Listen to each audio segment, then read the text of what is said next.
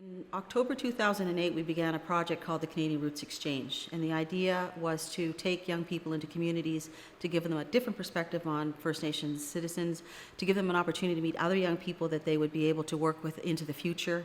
And we wanted the kids to see firsthand, in an experiential way, what was happening in those communities. And through the Canadian Roots Exchange, it was the only way really to open the gates to those communities for our young people. As part of the planning group of putting the Canadian Roots together, I knew that we had to make a trip into the north, into northern Ontario, northwestern Ontario. I was really taken by the philosophy of the Canadian Roots, the idea of just opening a dialogue between Indigenous and non-Indigenous people to just sort of dispel some of the myths, at least in some people's minds, of what Indigenous people are like and what reserve life is like. I've always been interested in the North, and I've been interested in Aboriginal issues, so an opportunity to actually visit a reserve and learn more about Aboriginal issues and see more of my country I jumped at the chance for sure. Being an Indigenous Zimbabwean, I hadn't connected with Indigenous lifestyles, communities, and how I connect with ideas of oppression. I felt this was an opportunity to link with these communities and kind of see the cultural landscape. I really felt like a lot of the learning that I do is from a textbook, and that it was time that I allow communities themselves to teach me. I was really excited to go on this trip, I think like many people, just to learn. You know, there's so many stereotypes and so many, I think there's just a lot to learn, I think, about our country and our history and places in Canada that most people know nothing about. And how a lot of people kind of have, there's like this big question mark, what exists like in many parts of Canada, and like I don't have much experience outside my little tiny bubble in Kingston and Toronto, and so I wanted to learn a lot about the people that exist outside of my community. You're saying how Northern Ontario to people in the South is just like this question mark, like nail on the head right there. That's exactly it. That's exactly what my perspective was like before then, and it was really like a whole world being opened up to me, and I guess like growing up, realizing that just learning about Aboriginal people in Canada, it's just totally skipped over, at least in my education. And I knew that I knew that Canada really needs a real wakening up of the situation that far too many Aboriginal people are living in.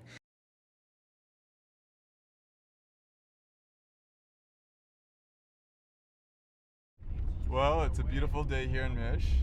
It's 10 o'clock in the morning, so we're going to be a little late to meet Connie. It's a pretty warm day in Mish. It's probably about -10, I'd say. -10, something like that. And we're just leaving Mainside now for the 20-kilometer drive over to Tent Houses, where Connie lives and works, and where we're going to meet her. In 1995, I was nominated as a councillor for the community, and I was elected, and I was a councillor for 10 years. And then in 2005, at our 100-year anniversary, I became the first female chief for Mishkeegogamang. I think probably the biggest challenge is that it seems to me that you almost have to work 3 times as hard to get the same recognition as a man. So I think that's probably the biggest challenge. And I think the other one is people expect more from a woman. And that I see that as it's a jagged-edged sword, and I don't think that's fair. And the other part, the challenges that you talk about, funding is always a challenge. First Nations communities are not funded to succeed. We're not funded to make any substantial changes, real changes to our communities. And the other thing is that First Nation governments really inherit governmental genocidal policies. We look at other countries where genocide is outright killing people. Here in our country, unfortunately, it is cleverly intentionally done through paper.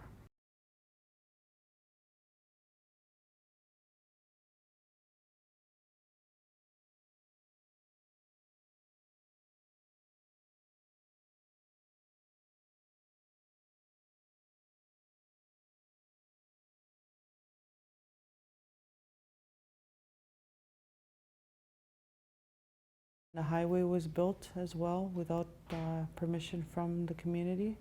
A lot of where we bury our people, the gravesite, a lot of gravel was taken from there.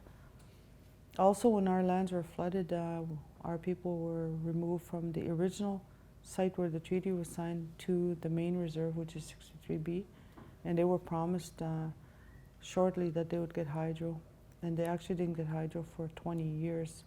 So any development that's happened in and around our area has been around resource developers, never about the community.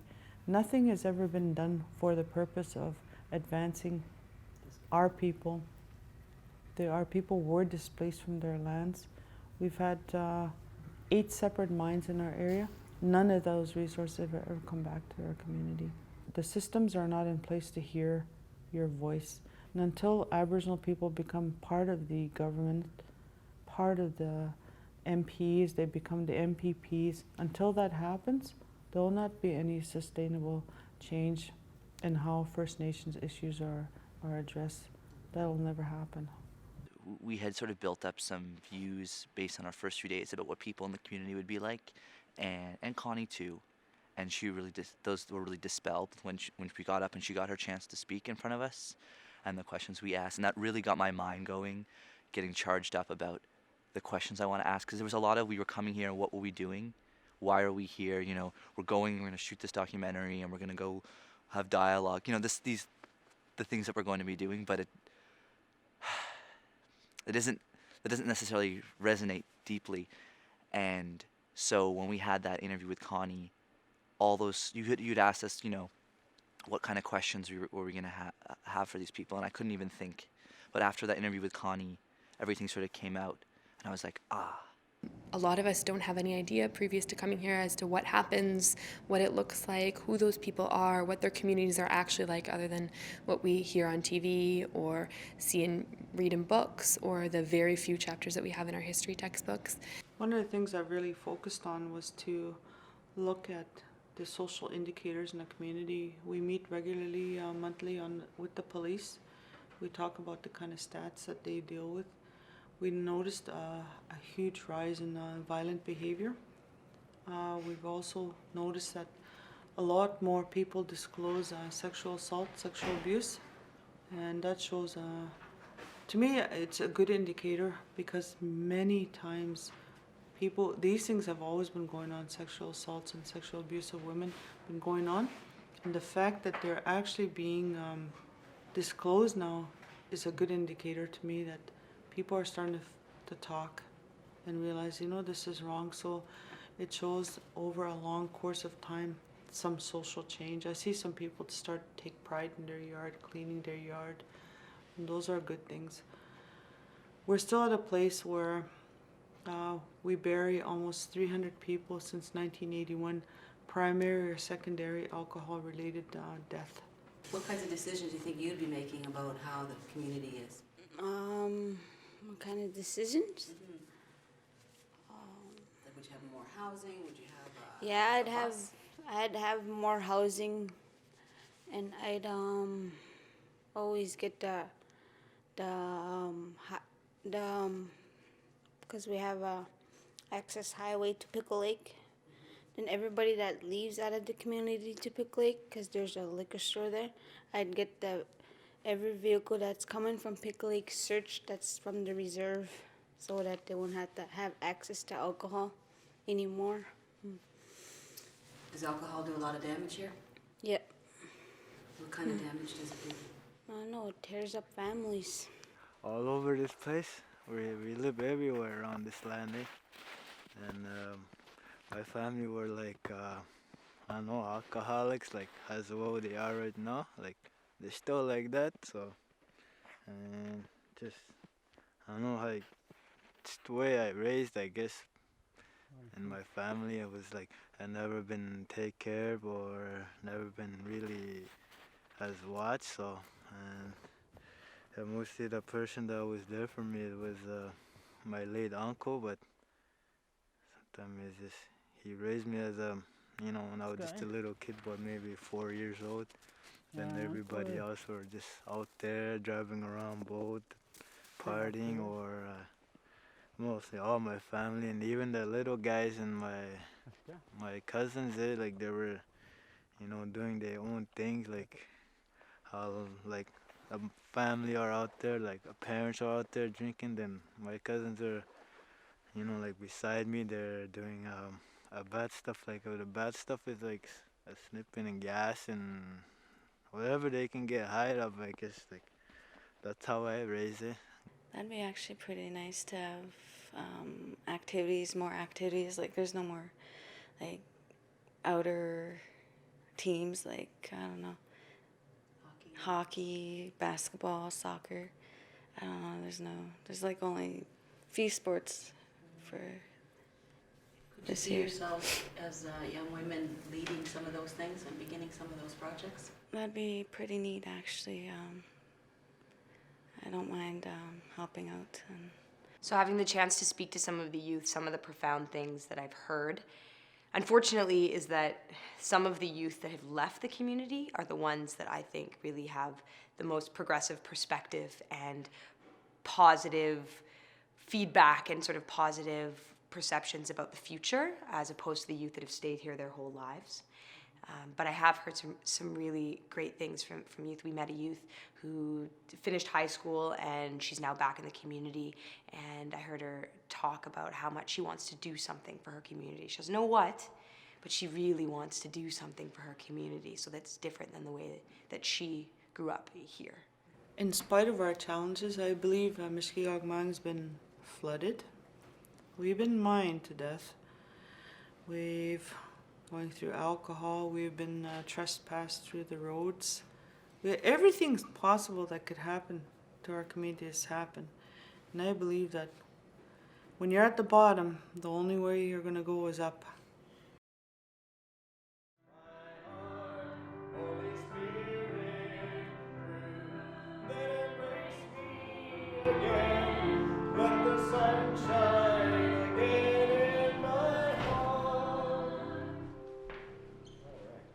Now, I'm going to do something really different today. I'm going to ask for some questions. Why can't women preach? Why can't women preach? Well,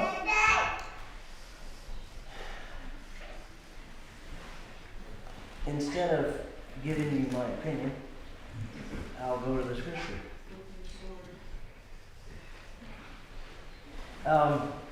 For some reason, that's just the way God planned it out. There are no women preachers in the Bible. The Bible says in the book of Corinthians that it's forbidden for women to speak, and it's specifically teaching about teaching in church. And it says, nor to usurp authority over the man. Now, I see that not as some kind of chauvinistic, male dominant kind of a thing. I just see it as the way God planned it. And I think in God's wisdom, He was looking back on the very first story in the Bible. Let me ask you a question. Why did Adam eat the fruit? Why did he eat that fruit? Adam ate the fruit because he loved his wife. Adam walked full face into what he knew God told him. God said, "In the day you eat thereof, you will surely die." And Adam says, "My wife just ate of the fruit, but I love my wife, and I'm willing to die for her." And that, my friends, is the weakness of man. But the weakness of the woman was words. Nice words. Women are swayed by words. Men know that. But the lie that the devil told to that woman is the same lie that's being told over and over. It's the same lie that's told. It'll be told until the Lord comes again. And that lie is this. You can reach heaven. You can reach perfection. You can be just like God through wisdom. I can't even begin to fathom what the harm that alone what we saw today in an hour, how stretch that out over the course of years and years and years in a community where people like chiefs are going to sit in that room and have someone like that tell them what they should or should not be doing based on what their gender is and where they come from and how they should ignore certain things about the world and all those things was devastating in my mind. When he talked about how women can't be preachers because men will listen to everything that they say and will just follow them to the grave. Alternatively, men who are smooth talkers can get any woman they want. And I was just like, okay. He was insisting that he has a connection with Indigenous people and he's always gravitated towards them and he wants to be around them, he wants to be in the community. And I look him in the eye, I believe he believes he's doing good. He absolutely, you can tell, there was some hinting and stuff, obviously some obvious hinting throughout his sermon that he's had a difficult life and he's had some problems along the way. And I don't doubt that at all. I've always wondered about that question because I know in our a lot of the services we go to, there is a lot of women preachers, and I know some of the famous evangelists are women. And actually, I never really thought about, it didn't make me feel any less of a female for the way he answered.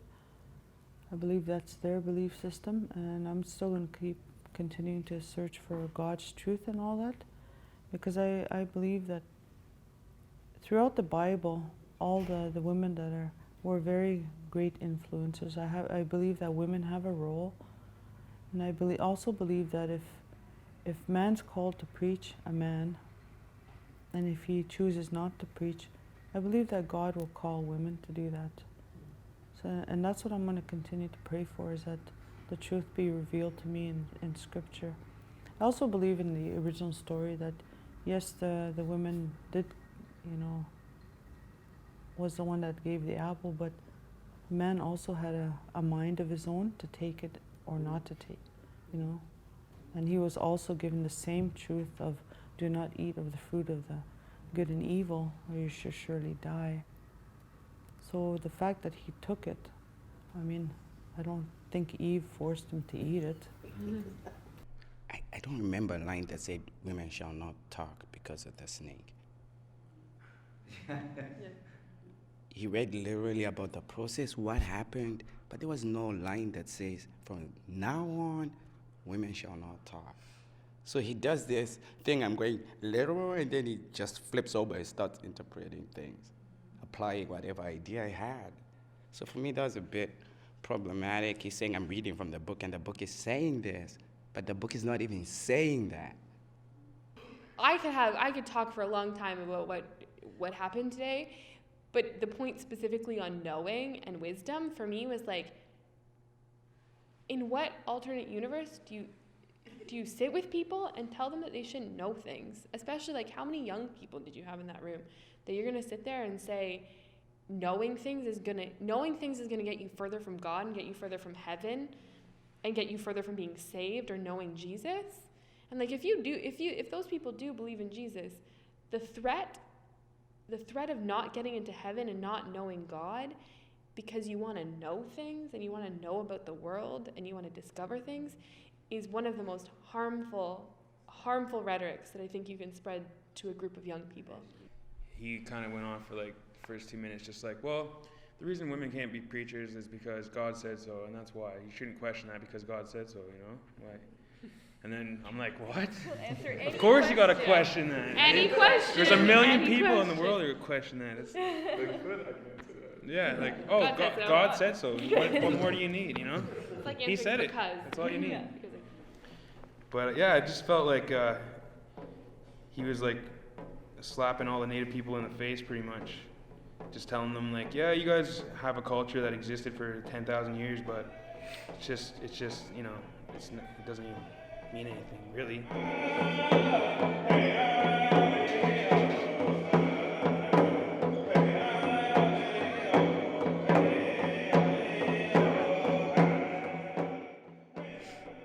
I get really upset when people sort of start saying that knowledge and science is somehow at odds with spirituality and religion, because if you really think about it, and you really start looking at it from like, you know, an open-minded perspective, you realize they're really not. Like, I mean, they address completely different questions. Like, science tells you how, but it can't tell you why, and that's where religion comes in. And I mean, you know, the why is the question that comes up so much, right? You know, it's just like, I can tell you that this ground is made of atoms, but I can't tell you why it's here. In one half, it's also like full circle. There's a point I was very religious, and then it's now an integration. My culture is part of my new religion. I have Christ, I have my forefathers. It's a big balloon that expands everywhere. I'm taking everybody along to support me. I ain't gonna be selected. So I felt like extensively affected by what happened today, like in a really big way. Like by the end, I was like, I need to get out of here now. And I don't mean to be like, I know it was like, I'm gonna punch him in the face, but like I felt like looking at that man stand in that church today was like looking at what I thought happened 50 years ago. It kind of reminds me of how people can interpret laws and treaties literally, and how it can be equally oppressive.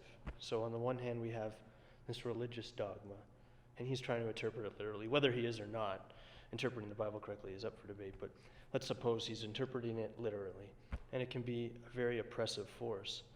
And at the same time, with legal doctrine, I mean, we have a lot of treaties and statutes that were agreed upon by people who had fundamentally different ideas of what land ownership or property rights meant.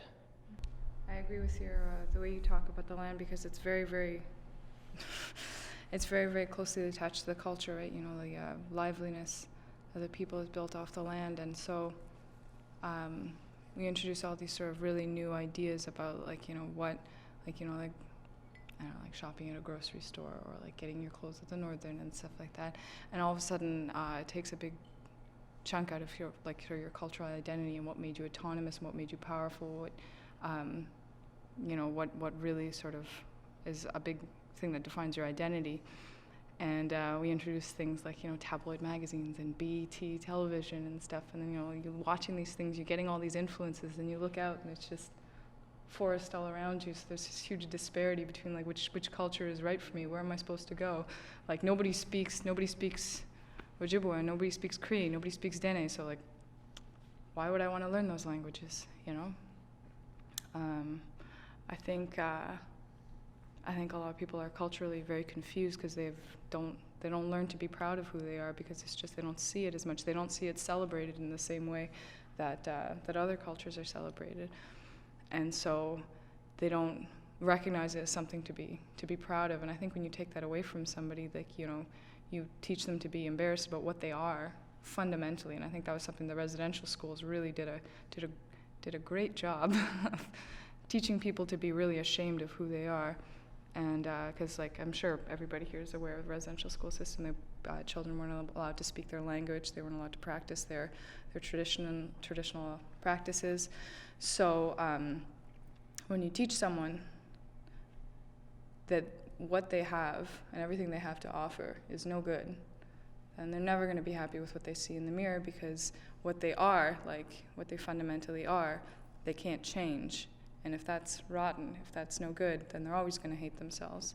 And they're going to pass on some form of that to their kids, and those kids will pass on some form of that to their kids. I would like us as a group to reframe the concept of they're shy and really think, because one of the things we heard today in Pickle Lake, one of the non-native people said to us, it's about time that somebody came and looked for the positives.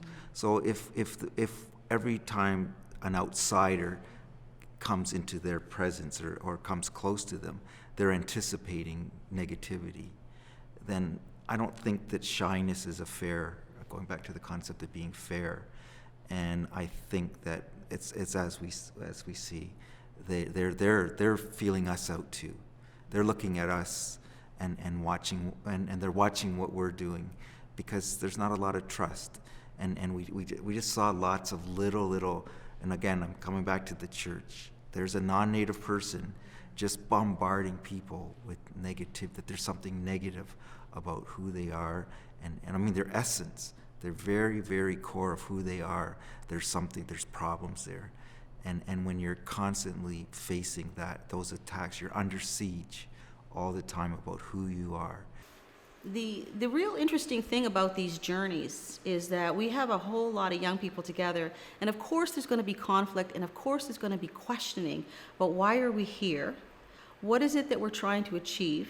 And can we do that in the short space of time that we have in which to engage the other parts of the community, either, whether it's the elders or the young people or the politicians? We want them to be able to see that they bring something to them, but quite often there's conflict around what exactly that is and what it might look like. And I think that that's a very important part of this journey, is that young people question themselves very thoroughly around what it is they're trying to do and whether or not they're able to even get it done.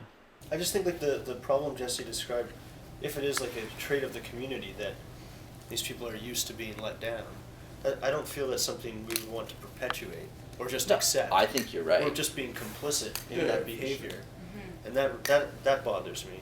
But I think we also need to contextualize what the fuck we even did coming up here for a week, thinking we were going to change anything or do anything, or the fact that we put on 3 community events does anything with these people other than have 3 fun nights for 3 nights. Like, what the fuck is that? Like, coming in and like connect and playing games for the kids and putting on some food for that. At the end of the day, we're leaving this community. Are we all going to come back? Unlikely, you know? So I don't think we should be all like, we're coming in and we're making some difference, or we're offering anything else than a fucking small ass And I never said we were going to night. change anything. That's the whole thing. Was I'm just like, it's shaped by small actions. Like my belief is if I say I'm going to do something, I'm going to do it. And that's important to express. And that's what I want to express, and I want you guys to understand that I know where you're coming from. But like my knee-jerk reaction, I know David, you got really frustrated when I described how I felt. That was how I was when I was really upset. How you framed the trip as what I got really upset at. Yeah, I know, and I understand, and I mean, like, that's how, like, I felt. That was the immediate emotion that was evoked in me when, like, we came to that decision.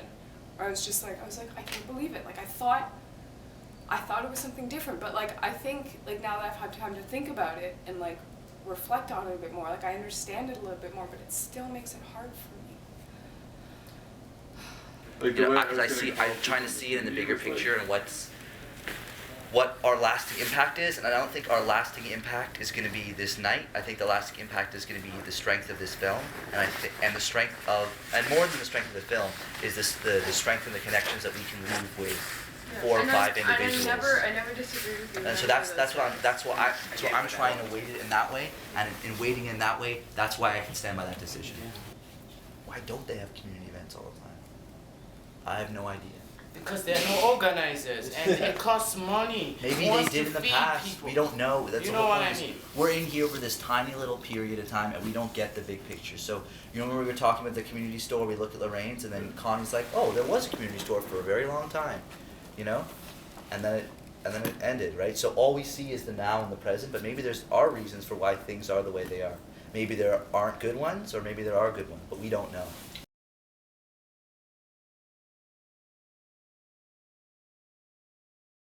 The Canadian Roots team got to go on the land and by snowmobile. They got to go to a sweat lodge with Bill, and they got an opportunity to hang out with kids. They had an open mic night where they were able to get up and rap and do some theater with the youth from the community. And I think that really helped to break the ice. The community has implemented square dancing on Friday nights. So we all went to a square dance, and everybody was able to get up and enjoy each other together. I think that was a way of showing the young people themselves what kind of talent they actually have. We went to a hockey game, and some of the members of our team got to go and play with the guys from the community. And we went dog sledding, and it was a lot of fun. It was pretty scary, and even I got on that dog sled. Even though I took a pretty good tumble at the end, it was well worth the participatory part of it to get on that dog sled and show people that you have nothing to be afraid of. You guys ready? All right, let's go, go, go, go. Use the brake, go down the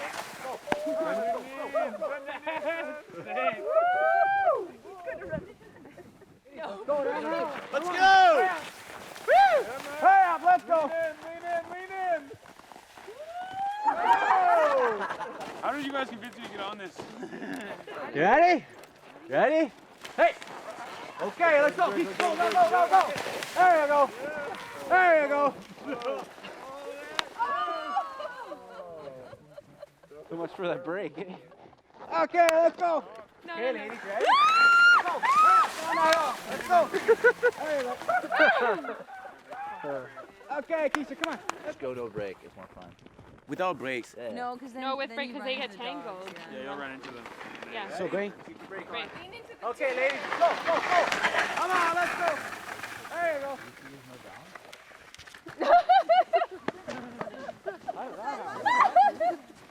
Guys ready? Let's go, hurry up! Keisha! Hurry up, go! Hey! Keep getting back on! Get used to it. And, you ready? Yeah. All right, let's go! Go, go, go, go! Come on, let's go! There you go! There you go!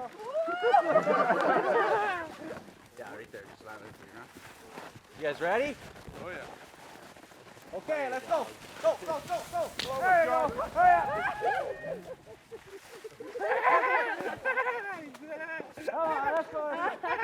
Okay, Keisha Callie, go. Put the brake on as you go down the hill. Go, go, go! There you go.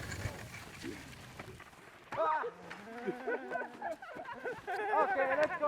Someone's gonna run down. Everybody and, got follow their us into camera? The shot, the close one in the face. Okay, let's go, ladies. There you go.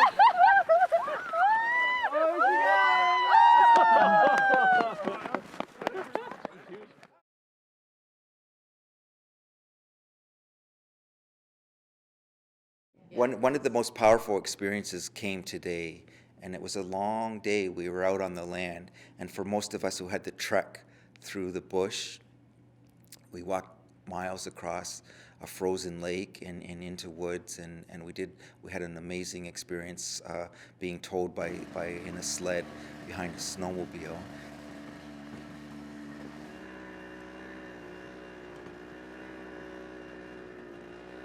And when we came to the end of our trip to it was a healing lodge, but also a hunting, a traditional hunting spot that was been used for thousands of years, and there was just this feeling. And when we got there, the elder, the man within the community who's trying to hold on to those traditional values, those traditional teachings, those traditional ways of living off the land, gave us maybe an hour of phenomenal teachings. My dad always says to me, you always have to start somewhere if you want to be a trapper, and this is what I'm going to show you. My great-grandfather showed to my great-dad, and this is all generational teachings. They're land-based teachings. And one of the things he said that's been a part of their Anishinaabe way for thousands of years is the idea of learning through watching and listening. Okay. And learning from everything that's happening around you, and that becomes that accumulation of watching and listening brings us to wisdom, and they have this amazing ability here, and I see it everywhere. We kind of think, oh, these people are shy or they're reluctant to engage people, but they're watching and they're listening and they're learning. They're learning about us, and we think that we have a lot to learn from them. But instead of using a foot traps, and a marten could wander off anytime, like without no 1 foot there, and these ones are pretty neat. once you get them there, stays on there. So. Yeah, that's the next episode. Mervyn taught us how to make a marten trap, and that was pretty cool because I didn't even know what a marten was. It's like it was a squid. Okay, so yeah, and then I found out that you could eat some sap from a tree, and it eventually turned into gum. Like I could take it out, and it was gum. It was just like chiclets or something, but with like a pine taste. And you know the cool thing about it too is it never lost its flavor. The Canadian Roots kids got an opportunity to meet with the 5 sisters, well there's 4 left, at the safe house because they're brought in now in the wintertime because they're not able to get their wood together and to make sure that they're adequately able to feed themselves. So in the last couple of years they've been coming into the safe house. So we got an opportunity to go to the safe house with Mervyn. He did the interpretation and the young people got to ask questions of these older ladies. And they had a 1947 status card with them that had on the back of it the reasons why the treaty was signed and what was the responsibility on both sides to uphold that treaty and ensure that those people's rights and territory were protected.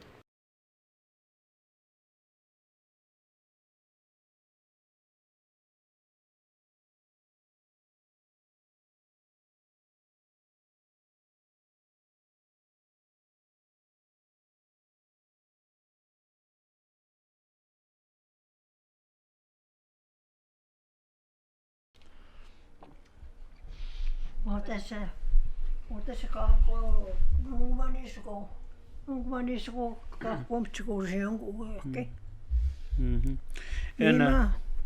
Minä vaatan se on se simas segiko. Voi kukaan sen alkuun. Minä kun mä vaatan se simas segiko. Kiinni kävisi minun kungipin yöis akit jiisistunut. Minä vaatan se simas seg. Minä sabe kaikista sen tamukupanen. Iga kiinni taatukaan eikä on symäärivät enemmän. Minä kaikista sen tamukupanen. Se manaapanen nikäteenikin jo tikittävän. Win kaikki naakon kes tiimirossa ja niin saanut oikein kun abstegneässä. No kun mitäs käydään tiimirossa sitten on niin nyt kun ne entävän as oikeasti on. Pienissä saantiin kauan kun minusta tiimin kiinni tesin slärpäin. Oletko kohdista vintämusta? Uina nyt sinun kun kun mä olen yökä myyty semmoista.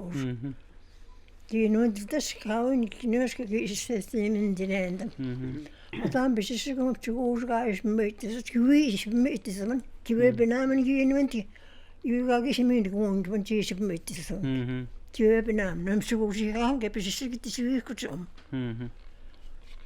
If we look at the crisis we're having in Nan territory, it's because young people have not been fed that spirit, the spirit of who they are as Aboriginal people, the importance of life.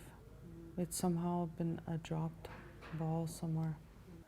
Actually, I was assisting a assimilation, and then I decided not to do that to my grandkids. And now my firstborn grandson, you probably see that little boy that's running around at the school. He likes to yap. And then we started off by going out goose hunting, moose hunting. Well, we used to change its pamper in 40 below zero during goose hunting. I don't want him to miss out. Because I don't want him to join that assimilation process by losing his language too. Language is very important to us. That's our identity.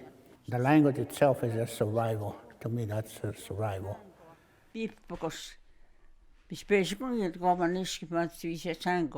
Without a language, we're not a nation. You gotta have a language. Look at the Spaniards, France.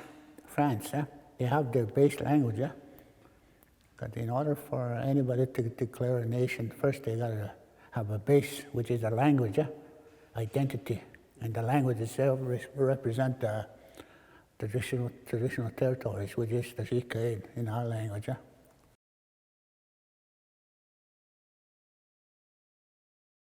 The reserve that I'm sitting right now is more like a chair, you know, but not, which is not permanent. Our permanent identity and spirituality is our traditional territories.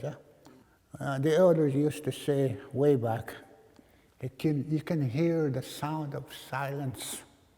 You know, what is it? It's not the wind. It's the air and the breathing of the trees and the land, the animals. That's our therapy, wilderness therapy, spiritual therapy. That's the reason why it's so divine. It is a divine place for us. You know, there's an old saying that Nish was meant to be out there, be part of nature, be part of the four elements. The message to the young people, you know, go out, enjoy our God-given inherent right, which is our traditional territories. Practice it, even though if we have an axe, just a simple walk in the bush. It's a gift. Be proud of yourself, Haudenosaunee, who survived for the last 600 years, and then our intent is to survive another 600 years. We're not going to go anywhere.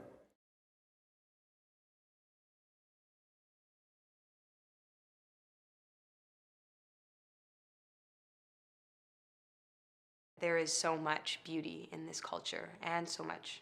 I think that there is opportunities for change, and there is hope here, and there is people. There are people that have the will and the desire to change things for their communities and for their people, and I think that change will happen. I don't know when, I don't know how, but I think that there are people that are so dedicated to their communities, that have an amazing history and want to share that with their youth and make things better for their communities, and they're trying as hard as they can. I think that what the Canadian Roots Exchange can teach individuals at large is that there's two important questions regarding Indigenous communities right now that I think people that are outside of those communities really need to be asking. We need to first and foremost be asking the what question, what's going on in communities. I think too often we're fed an image of Indigenous peoples that is incorrect, or at least in part incorrect, or is one-sided. We need to be asking what is actually going on in these communities. What do they actually look like? How are these people actually getting by day to day, and what are some of the liberatory actions that they're actually taking to attempt to go through the process of reinstating community and tradition and strength after the effects of colonization? Well, I think that the strength of some people, they in the face of adversity, they still have a lot of hope, and they have a lot of positive things to say about the culture and the history and the land and the way of life that is still here, but just needs to be nurtured. I think it's really important that we take notice of what's going on.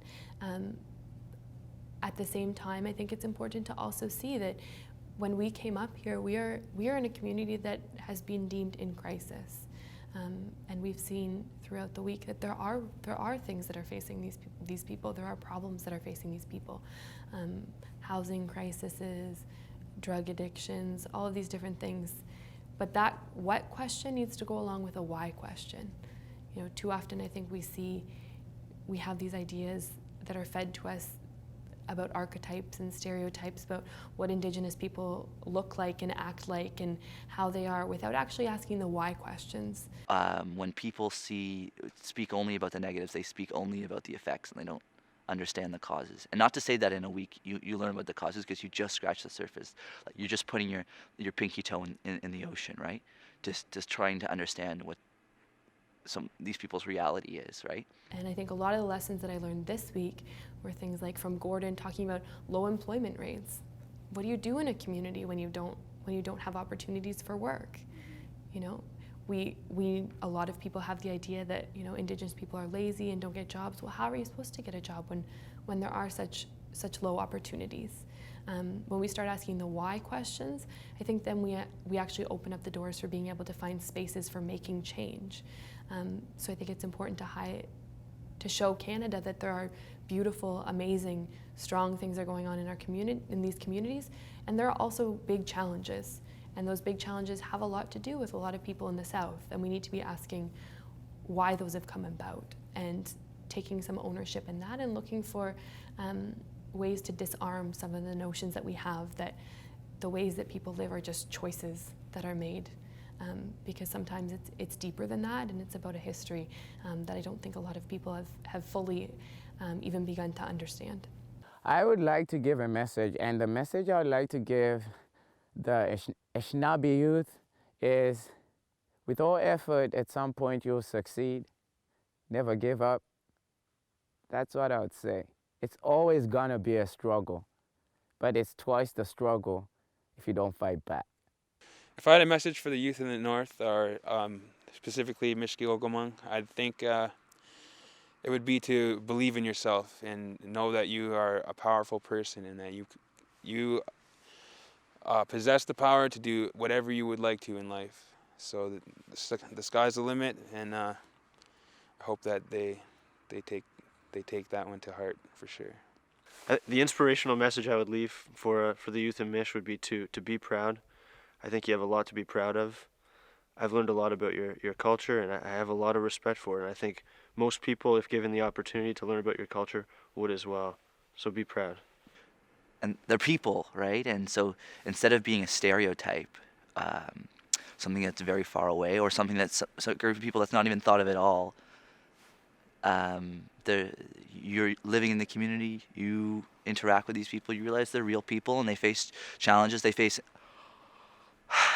a large number of challenges, right, in their communities. But they're people like anyone else, with hopes and dreams and everything. The whole purpose of Canadian Roots is to change the face of Aboriginal peoples in Canada.